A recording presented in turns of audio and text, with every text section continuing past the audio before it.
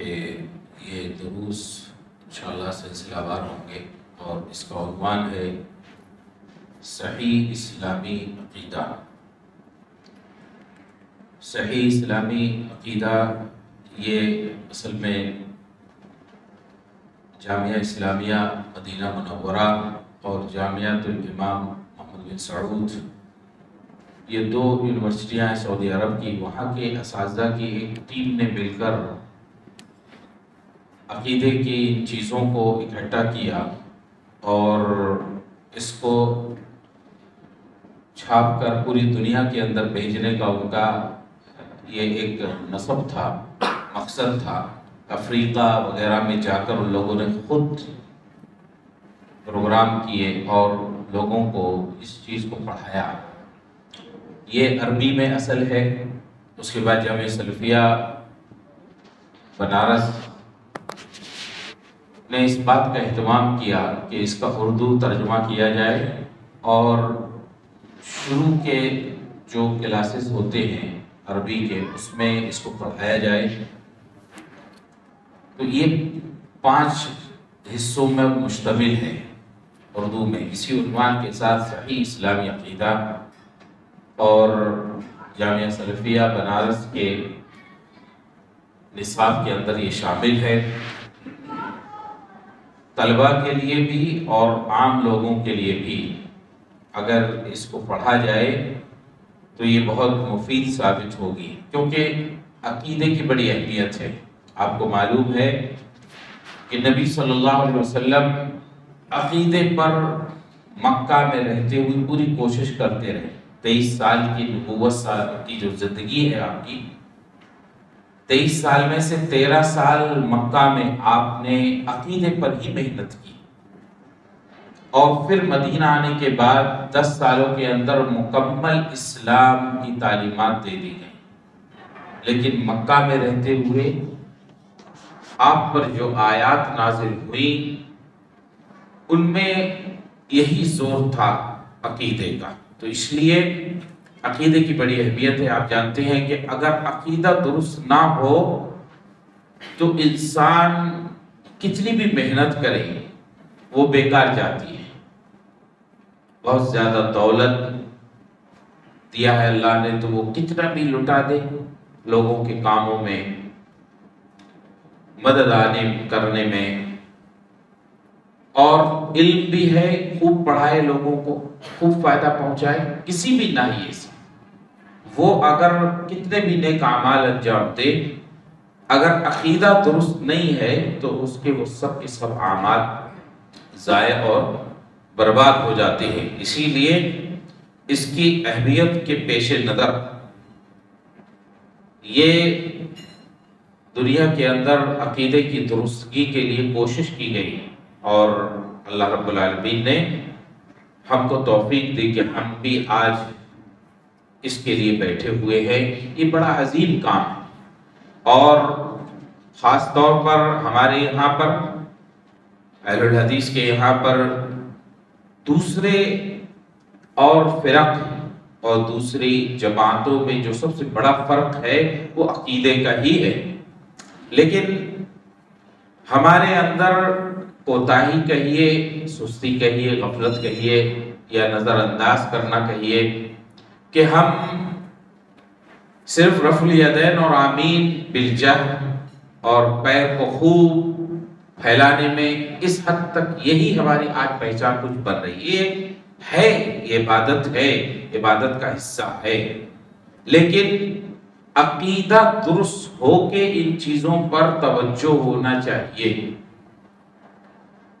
ہم اہل حدیث ہو جاتے ہیں، اہل حدیث کیوں ہیں، کس کو کہا جاتا ہے اہل حدیث، وہ ہم کو نہیں معلوم ہو پاتا۔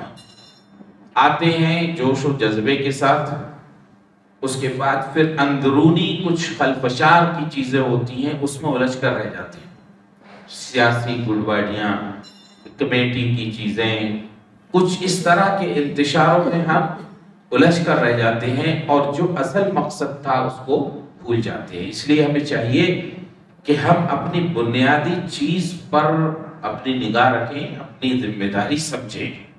اندرونی کوئی خرابیاں ہیں تو جو لوگ اس کے ذمہ دار ہیں وہ لوگ اس کو سمجھیں گے. ان تک اگر آپ کے اندر بے چینی ہے تو ان تک وہ بات پہنچا دیجئے.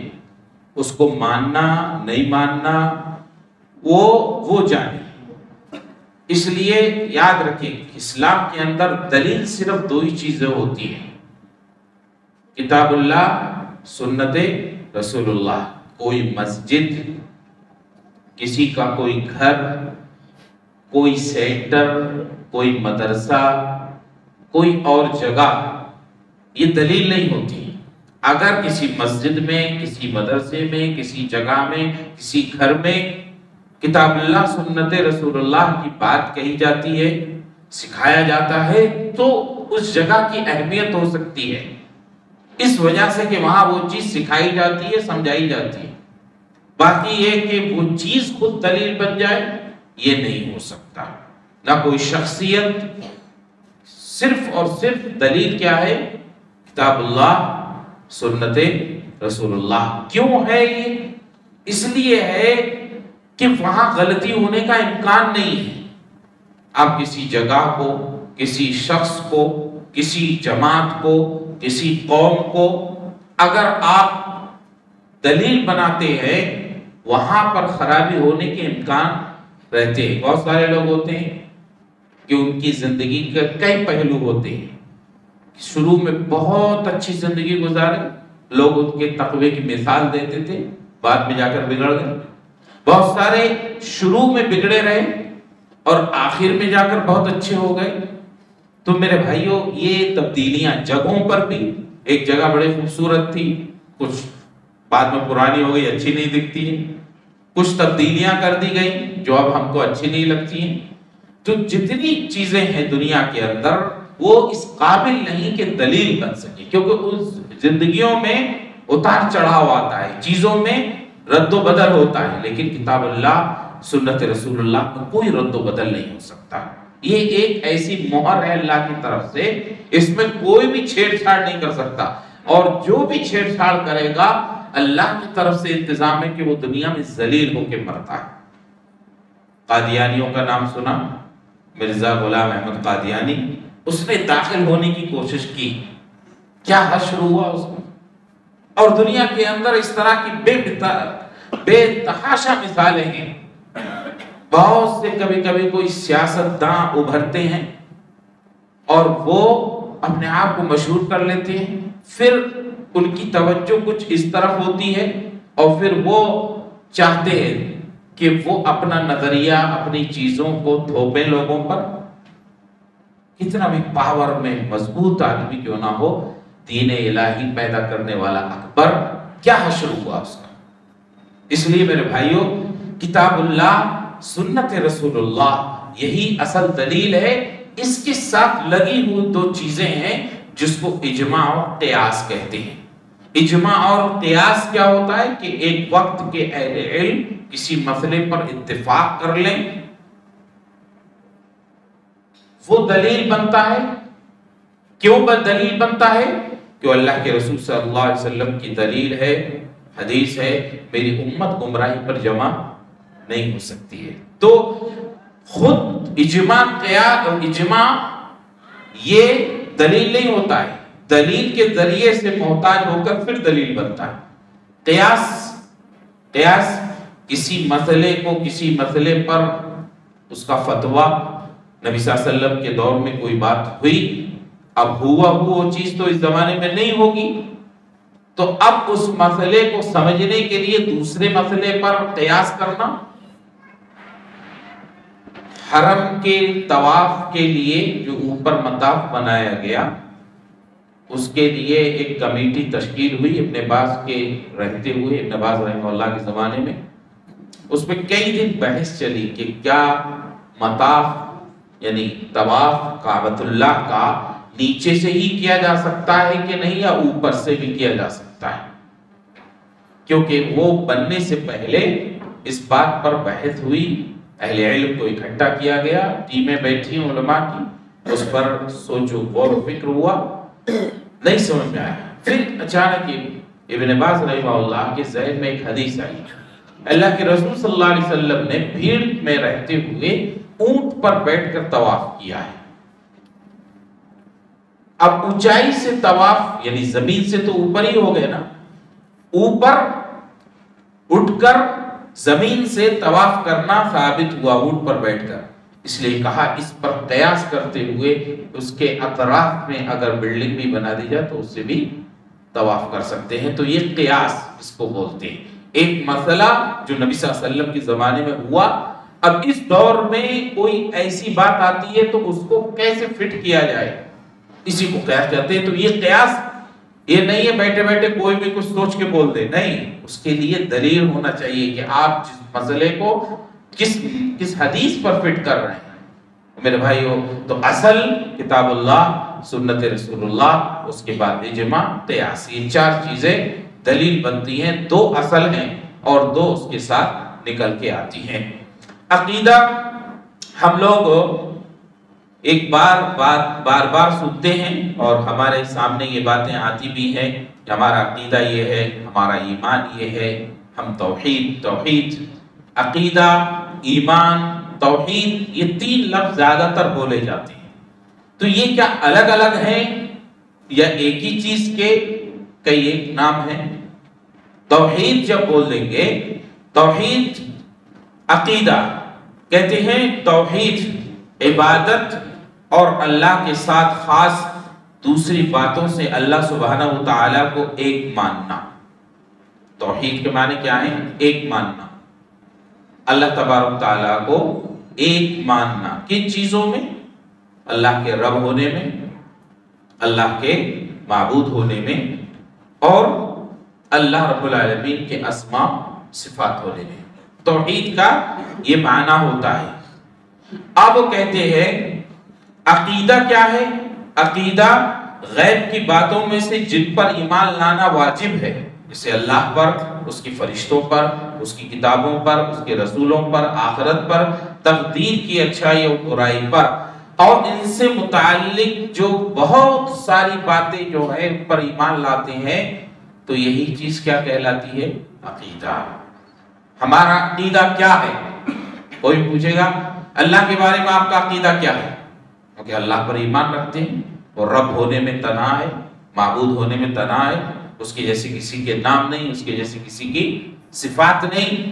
تو یہ جو ہم باتیں جن پر ایمان لا رہے ہیں، یہی کیا ہوتا ہے؟ عقیدہ ہوتا ہے۔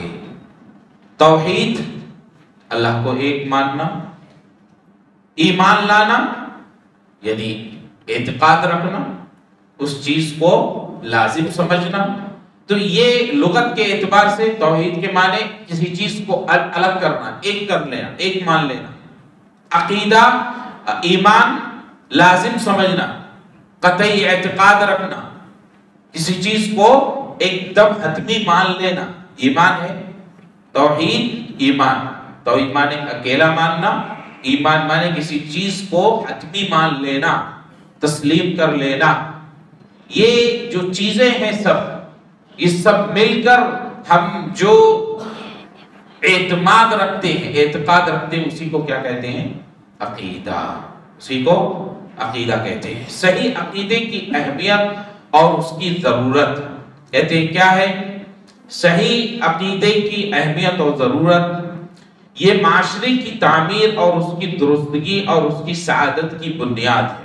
کوئی معاشرہ جب تک کہ عقیدہ توحید پر نہ ہو تو وہ معاشرہ کبھی بھی بہت مضبوط نہیں ہو سکتا ہے۔ کوئی بھی آدمی آئے گا ان کو بہکا کر چلا جائے گا۔ توحید پر ہے جو معاشرہ، وہی معاشرہ سب سے مضبوط، سب سے درست اور آگے ترقی کرنے والا معاشرہ بنتا ہے۔ آپ دیکھو نبی صلی اللہ علیہ وسلم نے توحید عقیدے پر محنت کی 13 سال۔ ان 13 سالوں میں بھی ایسا نہیں ہے کہ کوئی سال ایسا جاتا ہو کہ ایمان والے نہیں بڑھتے، بڑھ رہے تھے، بڑھتے گئے۔ مدینہ پہنچے، مدینہ کے اندر دیکھو آپ چند دنوں کے اندر ہی ریاست قائم ہو گئی، اور جب سے کام شروع ہوا اور آج تک دنیا کے اندر دیکھیے کہ عقیدے کی بنیاد پر معاشرہ بڑھتا چلا جاتا ہے، تعمیر ہوتا چلا جاتا ہے اور درستگی پر رہتا ہے۔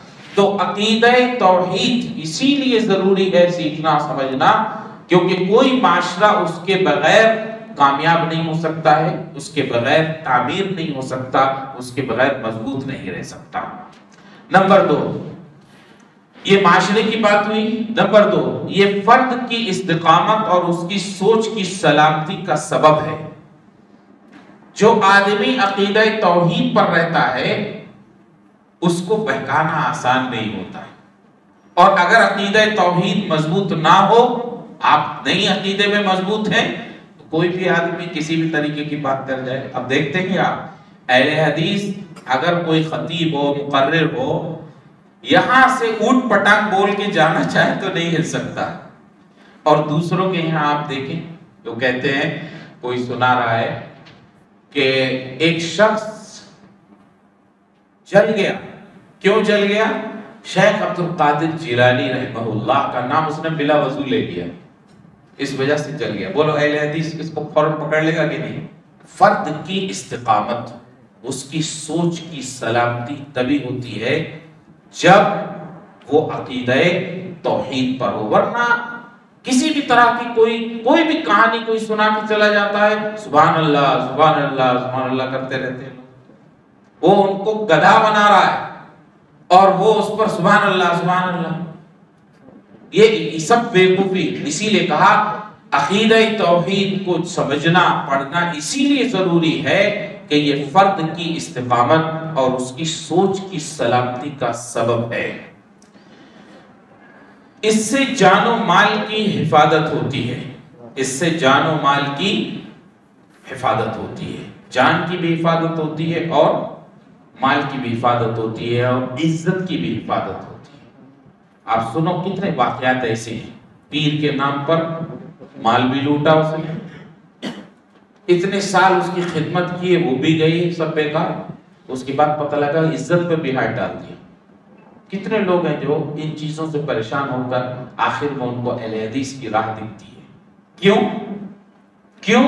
کیونکہ یہاں توحید ہے، عقیدہ ہے، اس کی بنیاد پر کوئی کتنا مقام کیوں نہ رکھتا ہو، اگر وہ گھر میں گھس کر ہماری عورتوں سے سلام کرے اور ہاتھ ملائے، یہ کسی اہل حدیث کے اندر غیرت اس کی ایک ہو سکتی ہے، کتنا بھی بڑا عالم کیوں نہ ہو، کتنی اس کی بزرگی کے چرچے کیوں نہ ہو، کوئی اہل حدیث اپنے گھر کی عورتوں کے سامنے یہ برداشت نہیں کر سکتا کہ وہ اسے ہاتھ ملائے، سینے پہ لگانے کی تو کندھے سے لگانا تو دور رہا۔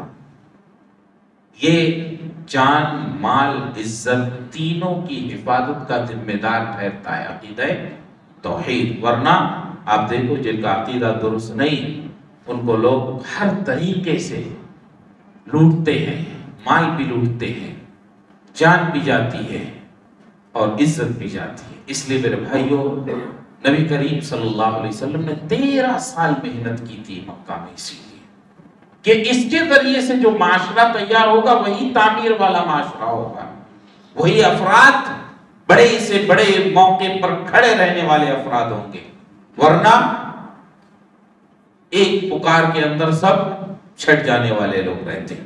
اس کا عقیدہ توحید یہ انسان کی جان و مال اور اس کی عزت کی حفاظت کرتا ہے، یہ عمل کی قبولیت کی بنیاد ہے، اس کے بغیر کوئی عمل قبول نہیں ہوتا، یہ جنت میں داخل ہونے اور جہنم سے نجات کا سبب ہے۔ عقیدہ توحید ہی کے ذریعے سے انسان، اب دیکھیں رسول کریم صلی اللہ علیہ وسلم نے فرمایا جو آخری جنت میں جانے والا شخص ہوگا وہ شخص ہوگا کہ جہنم میں سزا پا چکا ہوگا، اس کو جہنم سے نکالا جائے گا ایک دم جل کے جیسا کوئلہ، اس کو نہر حیات میں غسل دیا جائے گا اور اس کو نکال کر پھر دھیرے دھیرے دھیرے دھیرے جنت کے کئی درجے کئی جگہ پالے گا۔ یہ اس لیے کیونکہ اس کے اندر توحید باقی تھی، گناہ جو اس سے ہوئے اس گناہوں کی سزا اس کو ہوئی، لیکن آخر کار وہ جنت میں داخل ہو کر رہے گا۔ لیکن دنیا کے اندر بہت رفاہی کام کیے، بڑا بے غرض جس کو چاہا اس کو خرچ کیا، لوگوں کے گھر بسایا، کیا کیا نہیں کیا، بہت سے اعمال کر کے گیا، لیکن وہ اس کے لیے آخرت میں نجات کا سبب نہیں بن سکتے۔ اب آپ دیکھیں کہ ڈاکٹر امبیڈکر وہ اپنی قوم کے لیے کتنا بڑا کام کیا، ایک وہ قوم جن کو کچل کے رکھ دیا جا رہا تھا قدموں کے اندر، انسانیت کے تحت دیکھیں ہم کتنا بڑا کام کیا وہ اپنی قوم کے لیے، کروڑوں کی زندگیوں اور ان کی عزتوں اور جان و مال کا اس نے کتنا بڑا تحفظ دلایا، لیکن اس کے لیے سبب جہنم سے چھٹکارے کا سبب نہیں ہو سکتا۔ یہی فرق ہے، اسی لیے عقیدہ توحید کو پڑھنا سمجھنا ضروری ہے۔ آپ دیکھیں نبی کریم صلی اللہ علیہ وسلم کے چاچا ابو طالب کتنا مدد کی ہے، آپ کے رہتے ہوئے کسی کی ہمت نہیں تھی کہ نبی صلی اللہ علیہ وسلم کی طرف آنکھ اٹھا کر دیکھتے، اتنی مدد کی ہے۔ اسی لیے اسی عقیدہ توحید کے لیے کہ جنت اور جہنم کا اسی کے ذریعے فیصلہ ہوگا، نبی نے کہا کان میں پڑھ دیجئے، کان میں پڑھ دیجئے تاکہ میں اس کی بنیاد پر حجت کر سکوں۔ نہیں توفیق ہو سکی اللہ کی طرف سے، اے نبی انک لا تہدی من احببت ولکن اللہ یہدی من یشاء۔ اس لیے ہم کو اپنی اہمیت سمجھنا چاہیے اور اللہ کا شکر ادا کرنا چاہیے۔ ابھی ہم نے جو باتیں پڑھی، عقیدہ کسے کہتے ہیں؟ عقیدہ جو ایک مومن جن باتوں پر ایمان رکھتا ہے، انہی سب کو ملا کر جو باتیں جن پر وہ اعتقاد رکھتا ہے وہی کیا ہے؟ عقیدہ ہے۔ آگے اس کی پوری تفسیر ہے۔ اس کے بعد صحیح عقیدہ پڑھنا کیوں ضروری ہے اس کی باتیں بتائی گئی کہ معاشرے کی تعمیر، ترقی، درستگی، مضبوطی اسی پر ہے، فرد کی استقامت، اس کی سوچ کی سلامتی اسی میں ہے، اور انسان کی جان و مال، عزت کی حفاظت اسی ذریعے سے ہو سکتی ہے، انسان کے اعمال کی قبولیت اسی کی بنیاد پر ہے، اور جنت و جہنم میں جانا اسی کے سبب ہے۔ اس لیے ہم کو عقیدہ توحید پڑھنا سیکھنا ضروری ہے۔ ایک چیز اور، ہندوستان میں خاص طور پر ایک وقت میں بڑا نعرہ چلا نا گھر واپسی کا، تو آپ جان رکھیں کہ انسان کی اصل کیا ہے؟ توحید ہے۔ انسان کی اصل توحید ہے۔ جو انسان سب سے پہلے اس دنیا پر قدم رکھا وہ توحید والا تھا، اس کے بعد بگاڑ آیا ہے، پھر بگاڑ آیا، پھر درست ہوتے رہے، پھر بگاڑ آیا، ایسا چلتا رہا، لیکن اصل نوع انسانی کی اصل کیا ہے؟ توحید ہے۔ اللہ تعالیٰ نے جب سے انسانوں کو پیدا کیا وہ توحید اور سیدھے دین پر قائم تھے، پھر اس کے بعد شرک رونما ہوا، اس کی ابتدا قوم نوح سے ہوئی جب انہوں نے نیک لوگوں کے متعلق غلو کیا، یہاں تک کہ ان کی عبادت کرنے لگے۔ عقیدے کی اہمیت کو ہم نے جانا، عقیدہ کیا ہے، عقیدہ کیوں سیکھنا چاہیے، اس کے ساتھ ہی ساتھ ہم کو یہ بھی معلوم ہونا چاہیے کہ کوئی یہ جو عقیدہ ہم رکھتے ہیں یہ ایسا نہیں ہے کہ بعد میں آیا، پہلے کچھ شرک اور کفر تھا، یہ اس سے انسان کی سوچ میں مضبوطی آتی ہے۔ جب اصل یہ ہو کہ ہماری ہی بنیاد ہے، کسی اور کی بنیاد پر ہماری تعمیر ہوئی ہے تو انسان کی مضبوطی نہیں ہوتی۔ اس لیے یاد رکھو کہ اصل انسانیت جو یہاں بسی ہے زمین پر وہ توحید پر ہی رہی، اس کے بعد شرک اور کفر رونما ہوئے۔ اللہ تعالیٰ نے فرمایا کان الناس امۃ واحدہ فبعث اللہ النبیین مبشرین ومنذرین، پہلے لوگ ایک ہی دین پر تھے، پھر اللہ تبارک تعالیٰ نے نبیوں کو بشارت دیتے ہوئے اور ڈراتے ہوئے بھیجا۔ یہ قرآن کی آیت ہے، سورہ بقرہ کی 213 نمبر آیت ہے۔ کان الناس امۃ واحدہ، لوگ ایک ہی دین پر تھے، سب کا دین ایک ہی تھا۔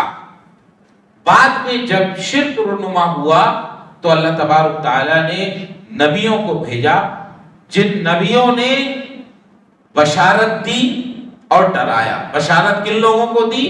ان کو جن سے کہا گیا کہ اپنی اصل کی طرف رہو، اصل کی طرف رہو، اصل پر رہو، اصل کی طرف آؤ، جو تم پھر گئے ہو اصل کی طرف آؤ۔ ڈرایا ان لوگوں کو کہ جو اپنی اصل سے ہٹ گئے، کہا نہ ہٹو، تمہاری اصل جو تھی اسی پر آؤ۔ تو ڈرائے بھی، بشارت بھی دیے۔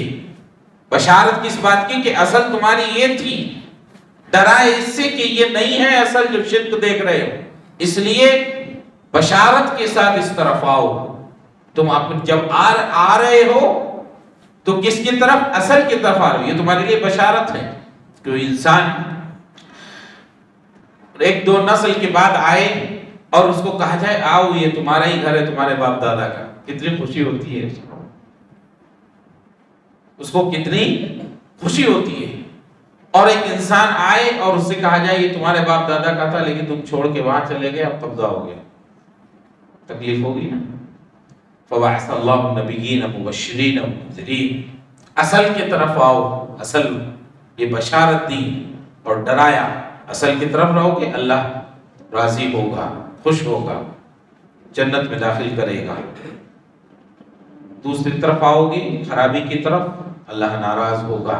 تو اللہ تبارک و تعالیٰ نے بالکل واضح کہا قرآن میں کہ تم ایک ہی دین پر تھے، سیدھے دین پر، بعد میں یہ سب خرافات آئی، شرک کفر آیا، تو اللہ نے نبی اور رسولوں کو بھیجا بشارت دیتے ہوئے اور ڈرانے والا بنا کر۔ حدیث قدسی میں اللہ تعالیٰ فرماتا ہے، حدیث قدسی جانتے ہیں نا، ایک حدیث بولی جاتی ہے، ایک حدیث قدسی ہوتی ہے۔ تھوڑا فرق کیا ہوتا ہے کہ جو عام حدیث بولتے ہیں اس کے اندر صحابی کہتے ہیں کہ اللہ کے رسول صلی اللہ علیہ وسلم نے فرمایا، اللہ کے رسول نے ایسا کیا، لیکن حدیث قدسی میں نبی صلی اللہ علیہ وسلم کہتے ہیں کہ اللہ تبارک تعالیٰ ایسا فرماتا ہے، اس کے اندر اس بات کا ذکر ہوتا ہے، ورنہ نبی جو کر رہے ہیں، جو فرما رہے ہیں، وہ اللہ ہی کا، وہ اللہ ہی رب العالمین کی مرضی اور اللہ ہی کے احکام ہیں، لیکن تھوڑا فرق ہوتا ہے، یہاں الفاظ ذکر کرتے ہیں۔ حدیث قدسی ہے، خلقت عبادی حنفاء کلہم، نبی صلی اللہ علیہ وسلم فرماتے ہیں کہ اللہ تبارک تعالیٰ کہتا ہے میں نے اپنے تمام بندوں کو دین توحید پر پیدا کیا، وَإِنَّهُمْ أَتَتْهُمُ الشَّيَاطِينُ، پھر ان کے پاس شیطان آئے، فَاجْتَالَهُمْ عَنْ دِينِهِمْ، اور انہیں ان کے دین سے پھیر دیا، وَحَرَّمَتْ عَلَيْهِمْ مَا أَحْلَلْتُ لَهُمْ، اور میں نے ان کے لیے جو کچھ حلال کیا تھا اس نے ان پر وہ حرام کر دیا، وَأَمَرَتْهُمْ أَن يُشْرِكُوا بِي مَا لَمْ أُنزِلَ بِهِ سُلْطَانًا، اور انہیں حکم دیا کہ میرے ساتھ ایسی چیزوں کو شریک کرے جن کے لیے میں نے کوئی دلیل نہیں اتاری۔ یہ حدیث قدسی ہے، صحیح مسلم کی روایت ہے، اس نے بالکل واضح کیا۔ اللہ تبارک تعالیٰ کہتا ہے میں نے اپنے بندوں کو دین توحید پر پیدا کیا تھا، ان کے پاس شیاطین آئے، انہوں نے ان کو بھٹکایا، حرام جو کچھ تھا اس کو حلال دکھایا ان کو، اور جو میں نے حلال کیا تھا وہ ان کے لیے حرام کر دیا۔ اس طرح سے ان کو بہکایا، ان کے دین سے میرے ساتھ شریک ٹھہرانے لگا، اور ان کو دعوت دی کہ ایسی چیزوں کو شریک کرے میرے ساتھ جس کی میں نے کوئی دلیل نہیں اتاری۔ عبداللہ ابن عباس رضی اللہ عنہما نے فرمایا کان بین آدم و نوح 10 قرون کلہم علی الاسلام، حضرت آدم اور حضرت نوح کے درمیان میں 10 نسلیں گزری، وہ سب کے سب اسلام پر قائم تھے۔ حضرت آدم اور حضرت نوح کے درمیان میں 10 نسلیں گزری ہیں۔ اب 10 نسلوں کا مطلب ہم نہیں، یعنی بہت ہزاروں 10,000 سال بھی بن سکتے ہیں، لیکن 10 نسلیں، کیونکہ اس زمانے میں حضرت نوح کی عمر دیکھیں 1000 کے قریب ہے، 950 سال تک انہوں نے دعوت و تبلیغ کی، اور کوئی نبی 40 سال سے پہلے نبی نہیں بنایا، تو اگر یہ ملا لیں تو قریب قریب 1000 سال، تو اگر ایک نسل کی عمر 1000 سال مان لیں تو 10 نسلیں 10,000 سال ہیں۔ یہ 10,000 سال تک اللہ کے سوا کوئی جانتا ہی نہیں تھا کسی اور کی عبادت کی جا سکتی ہے، اس لیے اہل حدیث کتنے مضبوط ہو گئے کہ ہم وہاں سے ہیں، یہ جتنی شرک بدعات کفریات جو دیکھتے ہیں ہم، یہ سب 10,000 سال بعد والے لوگوں کے پیچھے پڑے ہیں، ہماری اصل ہے۔ تو عقیدہ کیوں پڑھنا چاہیے، اور ساتھ ہی ساتھ کہ اصل انسان کی کیا ہے، توحید ہے، کہ سب انسان جو پیدا کیے گئے 10 نسلیں اسلام پر گزری۔ ایک چیز اور، صحیح عقیدہ، اب یہ بات جو ہو رہی ہے صحیح عقیدہ کہاں سے لیا جائے، تو کہتے ہیں صحیح عقیدہ یہ وحی کے ذریعے ملتا ہے۔ وحی یعنی قرآن مجید اور سنت محمد صلی اللہ علیہ وسلم، جو شروع میں نے باتیں ذکر کی۔ ایک تو عقیدہ بیان ہوا، عقیدے کی ضرورت اہمیت ہوئی، تیسری بات انسان کی اصل کیا ہے وہ ہوئی، چوتھی بات یہ عقیدہ سیکھے کہاں سے، ہم ملے گا کہاں سے، یہ کتاب اللہ اور سنت رسول اللہ۔ اس کی دلیل کیا ہے، اللہ تبارک تعالیٰ فرماتا ہے وَمَا كَانَ لِلْمُؤْمِنٍ وَلَا مُؤْمِنَةٍ إِذَا قَضَى اللَّهُ وَرَسُولُهُ أَمْرًا أَن يَكُونَ لَهُمُ الْخِيَرَةُ مِنْ أَمْرِهِمْ وَمَن يَعْصِ اللَّهَ وَرَسُولَهُ فَقَدْ ضَلَّ ضَلَالًا مُبِينًا۔ کسی مسلمان مرد یا مسلمان عورت کے لیے یہ نہیں ہو سکتا کہ جب اللہ اور اس کا رسول کسی بات کا حکم کریں تو پھر ان کو اس بات میں کوئی اختیار رہے، اور جو کوئی اللہ اس کے رسول کی نافرمانی کرے تو وہ کھلا ہوا گمراہ ہو چکا ہے۔ آپ دیکھیں رسول اللہ صلی اللہ علیہ وسلم نے کہہ دیا کہ میری امت میں کسی قسم کا سجدہ جائز نہیں ہے، کسی قسم کا سجدہ جائز نہیں ہے۔ پہلی امتوں میں کچھ سجدے تھے، حضرت آدم کو فرشتوں سے سجدہ کرایا، حضرت یوسف کو ان کے بھائیوں نے مل کے سجدہ کیا، تو ان کی شریعتوں میں سجدہ شکر یا اس قسم کا سجدہ جو اللہ کے حکم سے تھا جائز تھا، لیکن نبی نے بالکل حتمی طور پر حرام کر دیا، کہا کسی قسم کا سجدہ میری امت میں جائز نہیں ہے، اگر ہوتا تو شوہر کے لیے ہوتا کہ اس کی بیوی اپنے شوہر کو سجدہ کرے، لیکن نہیں ہے۔ اب آپ دیکھو کسی قسم کے یہ لوگ جاہل اپنی عوام کو کس قسم کے عجیب و غریب تعبیریں کرتے ہیں، وہ سجدہ کر، جب آج کل کیونکہ ویڈیو کا زمانہ پکڑے جا رہے ہیں، پہلے تو کہتے تھے نہیں سجدہ نہیں ہے، وہ تعظیم میں منڈی جھکانے جیسا ہے، اب دنیا کی تعبیر کرتے تھے، اب پکڑے جا رہے ہیں سرے عام، تو اب اس کی تعبیر کرتے ہیں۔ وہ عشق کا ایک درجہ ہوتا ہے، محبت کا عشق کا ایک درجہ ہوتا ہے، اس درجے پہ جانے کے بعد ساری پابندیاں ختم ہو جاتی ہیں۔ عجیب و غریب اب یہ سب باتیں پرے ہیں کہ نہیں؟ اللہ نے وَمَا كَانَ لِلْمُؤْمِنٍ وَلَا مُؤْمِنَةٍ إِذَا قَضَى اللَّهُ وَرَسُولُهُ أَمْرًا أَن يَكُونَ لَهُمُ الْخِيَرَةُ مِنْ أَمْرِهِمْ، جب فیصلہ رسول اللہ کا حتمی ہو گیا کہ سجدہ حرام ہے، چاہے وہ سجدہ شکر ہو، چاہے وہ سجدہ عبادت تو ہو ہی نہیں سکتا، سجدہ شکر ہو، سجدہ تعظیمی ہو، کوئی بھی ہو، غیر اللہ کے لیے امت محمدیہ میں، شریعت اسلامیہ میں، محمد صلی اللہ علیہ وسلم کی تعلیمات میں حرام ٹھہرا۔ اب تم کتنی بھی تعویلیں کرو وہ یہی ہے، اللہ اس کے رسول سے بغاوت۔ تو جو کہا گیا کہ صحیح عقیدہ کہاں سے ملے گا، کتاب اللہ سنت رسول اللہ سے۔ اب یہی چیز ہے جب اہل حدیث اب کسی کو کتنا بھی بڑا ہو، اب اس کو پکڑے گا تو کہے گا، اب وہ تعویل کرے گا، نہیں حدیث سے بتاؤ، اللہ کے رسول صلی اللہ علیہ وسلم سے دلیل دو کہ صحابہ نے کیا کیا، صحابہ نے کیا نہیں، تو پھر اور ان سے بڑا کون محبت والا ہو سکتا ہے؟ نہ ان سے بڑا محب کوئی ہو سکتا ہے، اور نہ ان کے نزدیک جو سب سے محبوب محمد رسول اللہ سے زیادہ محبوب کون ہو سکتا ہے؟ نہ صحابہ سے زیادہ محبت کرنے والا گروہ ہو سکتا ہے، اور نہ رسول اللہ صلی اللہ علیہ وسلم سے زیادہ کسی کی محبت اور تعظیم ہو سکتی ہے۔ اس بات پر اگر ہم نے اپنے بھائیوں کو جو بیچارے ادھر ادھر بھٹک جاتے ہیں، اگر ان کو اس انداز میں سمجھائیں تو اللہ کے رسول کی محبت ان کے دلوں کے اندر جوش مارے گی، یہ باتیں پھر جوش میں پھر سمجھ میں آئے گی کہ ہم کو بیوقوف بنایا جا رہا ہے۔ اللہ کے رسول صلی اللہ علیہ وسلم فرمایا یا ایھا الناس انی قد ترکت فیکم ما ان تمسکتم بہ فلن تضلوا ابدا کتاب اللہ سنت نبی۔ اے لوگوں سنو، میں تمہارے درمیان میں دو چیزیں چھوڑ کر جا رہا ہوں، اگر تم اس پر جمے رہے تو پھر کبھی گمراہ نہیں ہوگے، وہ اللہ کی کتاب ہے اور محمد صلی اللہ علیہ وسلم کی سنت ہے۔ یہ نبی صلی اللہ علیہ وسلم کا فرمان، وَمَا كَانَ لِلْمُؤْمِنِ وَلَا مُؤْمِنَةٍ إِذَا قَضَى اللَّهُ، یہ آیت دلیل ہو گئی۔ اور اللہ کے رسول صلی اللہ علیہ وسلم نے فرمایا فَمَنْ رَغِبَ عَنْ سُنَّتِي فَلَيْسَ مِنِّي، اب جو میری سنت چھوڑے تو اب وہ میرے میں سے نہیں، جو میری سنت سے اعراض کرے وہ مجھ سے نہیں۔ اکثر یہ حدیث نکاح کے موقع پر سنائی جاتی ہے، لیکن یہ زندگی کے تمام امور پر لاگو ہوتی ہے، صرف نکاح پر نہیں۔ نبی صلی اللہ علیہ وسلم نے فَمَنْ رَغِبَ عَنْ سُنَّتِي فَلَيْسَ مِنِّي، یہ جو کہا ہے یہ زندگی کے ہر موڑ پر ہے۔ آج کے درس یہ ان باتوں پر پورا ہوا۔ عقیدہ کیوں ضروری ہے؟ انسان کی اصل توحید ہے۔ عقیدہ ہم کو کہاں سے سیکھنا چاہیے، ہم کو کہاں سے حاصل ہوگا، یہ 4 باتیں ہوئی۔ انشاءاللہ یہ درس کا یہی سسٹم رہے گا۔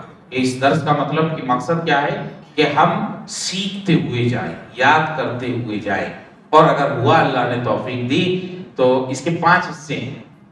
ہر حصہ ختم ہونے کے بعد ایک کوشچن آنسر کا ایک ماحول بنائیں گے، اور ہو سکا تو اس کے اندر انعامات بھی رکھیں گے۔ اللہ رب العالمین ہمارے یہاں بیٹھنے کو قبول فرما لے، ہماری نیتوں میں اخلاص پیدا فرما۔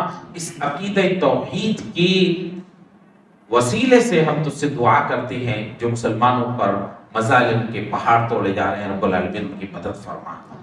رب العالمین ہمارے پاس بہت کچھ نہیں سوائے دعاؤں کے، اے اللہ جہاں بھی مسلمان مظلوم ہیں، چاہے وہ فلسطین ہو، دنیا کا کوئی خطہ ہو، جہاں پر بھی مسلمانوں پر ظلم کیا جا رہا ہے، رب العالمین ان کی مدد فرما۔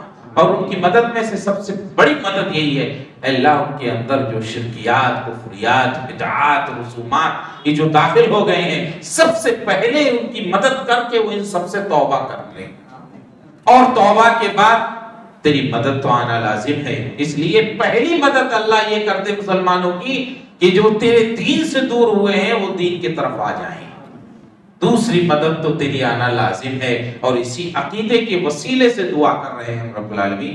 ہم بہت کمزور ہیں، بہت متقی نہیں، بہت عبادت گزار نہیں، لیکن اتنا اعتماد رکھتے ہیں کہ جو عقیدہ تیرے نبی دے کر گئے اس عقیدے کو پڑھتے ہیں، پڑھاتے ہیں، سمجھتے ہیں، سمجھاتے ہیں، اسی راہ میں لگے رہنے کی کوشش کرتے ہیں۔ اے اللہ اس وسیلے سے دعا کرتے ہیں ہم کو اس پر قائم رکھ، اس پر دائم رکھ، مسلمانوں کی مدد فرما، مسلم حکمرانوں کی اصلاح فرما، رب العالمین مضبوطی عطا فرما مسلم حکمرانوں کو، ان کی سوچ کے اندر اتحاد پیدا فرما، امت کے لیے وہ کام کر سکیں، رب العالمین وہ اپنی ذات اور اپنے آرام و آسائش کے لیے نہیں، امت کی آسائش اور آرام کے لیے سوچیں۔ رب العالمین اس کی توفیق عطا فرما، ان کی لغزشوں کو معاف فرما، ان کے کاموں کو قبول فرما، اور ان کو استقامت دے کہ وہ کفر جیسا ایک نظر آتا ہے ویسے ہی ملت اسلامیہ کے یہ لیڈران، یہ قائدین، یہ زعماء، یہ علماء، یہ صالحین بھی جمع ہو جائیں، توحید کے لیے جمع فرما دے ان کو، جو مل کر اسلام کی سربلندی کے لیے کام کریں۔ رب العالمین ہم سب کو کے یہاں بیٹھنے کو قبول فرما لے۔ سبحانک اللہم و بحمدک، اشہد ان لا الہ الا انت، استغفرک و اتوب الیک۔